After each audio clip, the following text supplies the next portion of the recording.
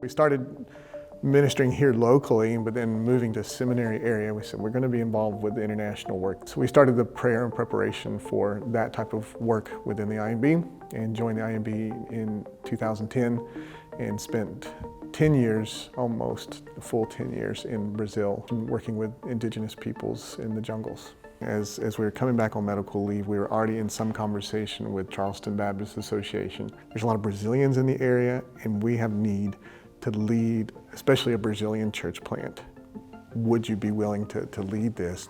I said, of course I want to be working with internationals here in the U.S. And just read the 2018 estimates were 250-some thousand foreign-born people who now live in South Carolina. There's a lot of need for working with folks from different countries that now live in South Carolina. That's what we began pursuing, was meeting Brazilians, being involved in the community, going to eat in those restaurants that we know are owned by Brazilians and internationals, building relationships with them, and then advertising that we were going to open a church for Portuguese speakers. Within the first year of having the church plant, we were already wanting to start ESL. That whole desire to bless other people, to be involved in ministry and missions was a part of our church plant from the beginning. And that affected our host church. It affected other churches.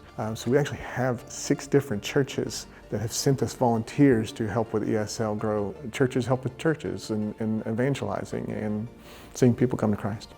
That seat belt on the airplane is not magical, and that it doesn't turn you into a super missionary the moment you get on that plane. And what that really meant to me was be the missionary you hope to be now, here. Do those practical things that will train you up to be a good missionary, whether you're here or not. Be very involved with your local church. Practice evangelism. It sounds simple, but we should be involved in those things.